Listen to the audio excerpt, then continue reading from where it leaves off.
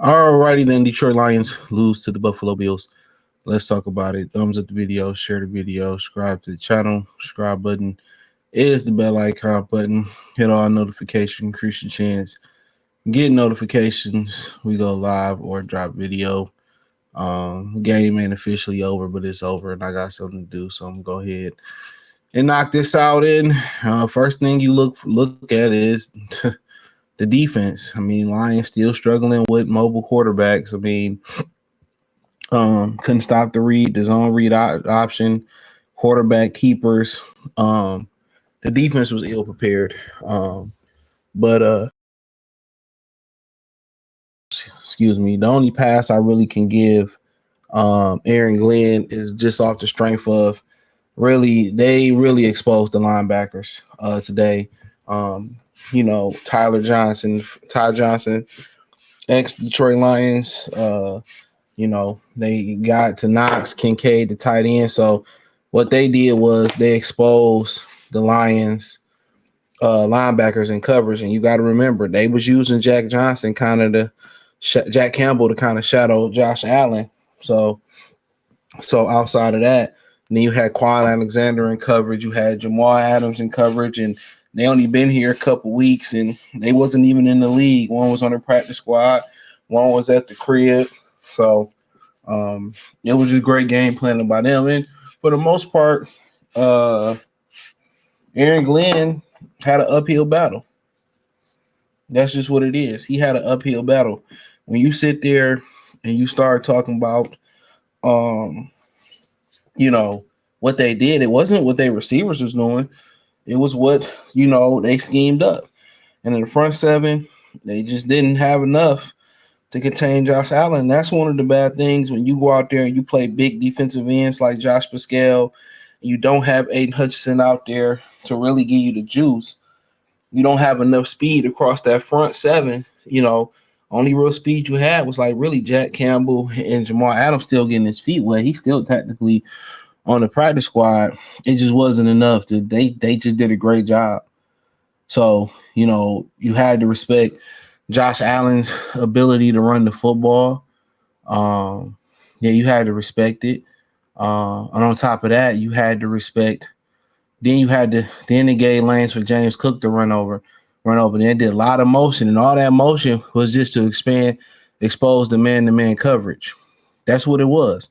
It was to expose the man-to-man coverage, and he didn't think about going out there and playing zone coverage. That's not what he thought about. He didn't come out there and say, okay, let's mix it up and play zone. And then on top of that, Elaine McNeil went down. Carlton Davis got a hurt jaw, possible concussion. He went down. So, it was just to the point where they in trouble.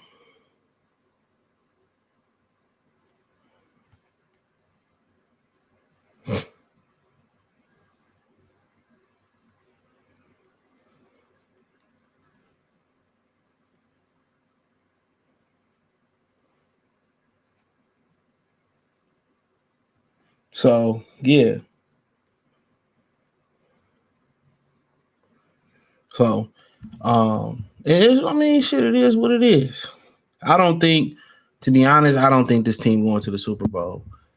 And it's not to the point where it's coaching because when you think about Aaron Glenn today and what he done the last few years with the lack of players, even today, what he did today, what did he have out there? 2 practice squad guys and linebacker, Jack Campbell. And then some other people out there. Darius just got here. They just don't have enough healthy talent. They hold the tiebreaker over Philly for the number 1 seed because they have a better conference record. And, it's a stalemate on common opponents. So even with the Lions losing today, they still hold the tiebreaker over Philly. They still hold the tiebreaker over Minnesota. But what's not looking so good for them is overall health. McNeil, what that knee look like? Khalil Dorsey done for this season. You don't know if you ever gonna get F.A. Melifanu back. Enix Rackstraw, he could be coming back. Anazzoni, he could make a comeback. So them getting that bye is important. But I just don't. There's just too many injuries to overcome. this season's too many injuries to overcome. Um, and to specifically the defense. So they won't make the Super Bowl. Because some of the guys you banking on to come back and get healthy, they ain't been healthy all year. Not Khalil, but F.A. Melifanu. I mean, he probably won't be on the team next year. He just can't stay healthy. So yeah, it's just to the point where I don't think it's their year. Even though he had a hot start, I just don't think they peaked at the wrong time. I just think they couldn't sustain the injuries, no matter how much depth, and they flexed their depth this year. They really did. They flexed their depth. They really did. They flexed it. But no matter how much depth they have, they just don't. It can't overcome 13 people on IR on this D. And obviously, they still got to find some more speed up front. I think to deal with a guy like Josh Allen, they still struggling with those type of dudes. Ty Johnson out the back. Look at all their receiver caught. Their top receiver caught one ball for 64 yards. All these receptions that Ty Johnson caught, the one that Keon Coleman caught, most of the ones Kincaid and the two that Knox caught, and the James Cook one, most of them was just off of him getting out the pocket and containing the pocket and buying time. Well, none of those throws on the money. They wasn't drop back 5 steps, get the ball out. 3-step drop, get the ball out. None of them that.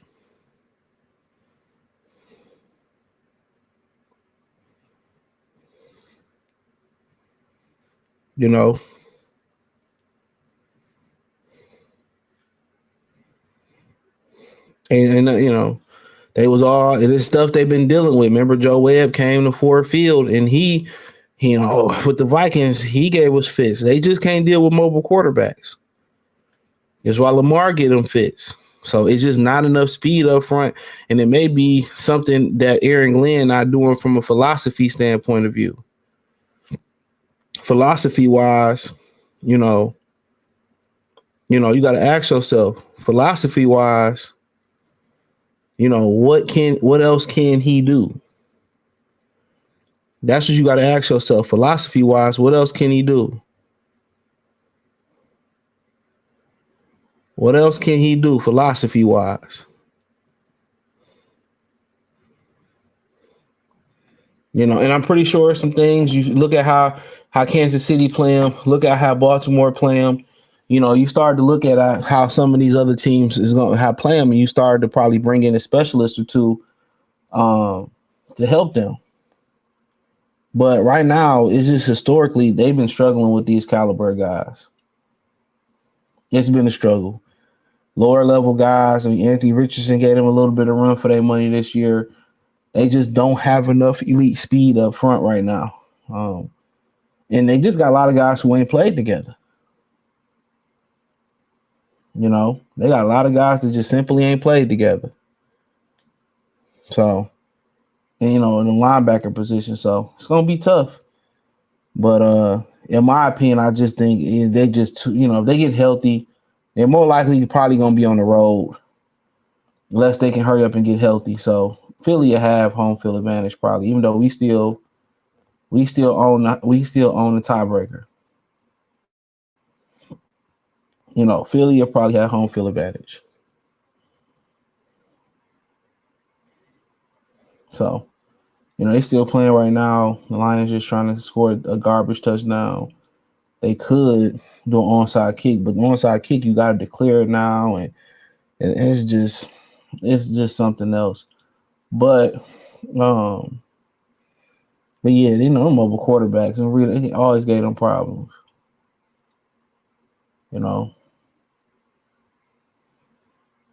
So, but yeah, honestly, man, they got to come up with a more. When you play, it's hard to kind of play man-to-man coverage versus Mortal Kombat versus a mobile quarterback, because one of the issues is that your back is turned towards him when you play man-to-man coverage. Your back is towards them. When you play in zone, everybody is reading and reacting to the quarterback. So, when you playing man, everybody back to the quarterback. So that's the crazy thing. They just scored a late touchdown. I think J-Mo scored that late touchdown. Yep, that was J-Mo. So they scored a garbage touchdown. They won't get the onside kick. So, and they had to burn the timeout, even though even with three timeouts, it didn't matter with that little bit of time left. So they made it look, they made it look respectable. So right now they down 7, could be 6. Jake Bates missed a field goal earlier. That really wouldn't have mattered, you know. Well, yeah, because they down 6, they would have been down 3 instead of 6, But like I said, it ain't gonna matter. They about to attempt the onside kick. I think I've seen this done once or twice since they got the new kicking rules. So you have to declare that you're onside, that you're going to kick an onside kick. No more surprises or nothing like that. Um, so like I said before, they drill this type of stuff as far as onside kicks. They drill it. They do it. Uh, Jay Bates ain't had a lot of success, not a lot of experience in the NFL, but I'm pretty sure he has some experience kicking in that other league because they do the same kickoff returns. So, I mean, they fought to the end. They were scrappy, put up a whole bunch of numbers. But another thing that we ain't talked about is their inability to run the ball today. I mean, Montgomery, he must have been already injured, man. He came out and he set the tone, just was straight trash to begin with. Jahmyr Gibbs had more juice, but by the time they started handing it off to Gibbs, they was already behind before you can blink. So they was already behind before you can think about giving the ball to Jahmyr Gibbs, because they gave the ball the first couple possessions to David Montgomery. So obviously it wasn't a total embarrassment, but um, it wasn't a total embarrassment. But this is interesting. Buffalo saying they got it. They fighting for it. I don't know who got it. Nobody saying nothing. Buffalo saying they got it. Somebody in the black saying they got it. This is the Buffalo saying they got it. Hold on.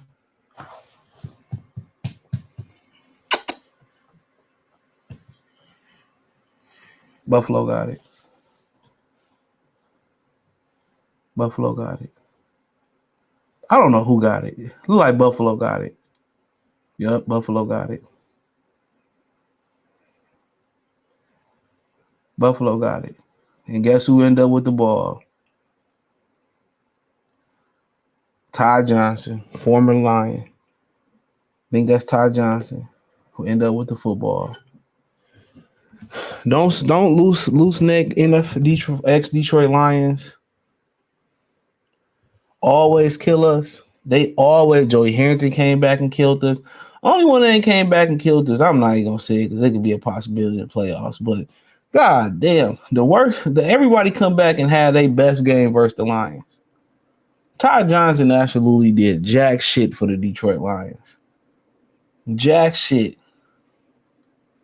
But that's the game as you see it. Disappointment. I don't think the Lions don't get healthy, they not going to the Super Bowl. And that'll be the main reason why. They had a hellified injured season. Buffalo won't be in the Super Bowl though. They won't be there. Trust and believe me. It look good right now. Buffalo won't be in the Super Bowl. But hey, let me know what you girls and guys think. Check that Lion prediction reaction playlist out. Peace.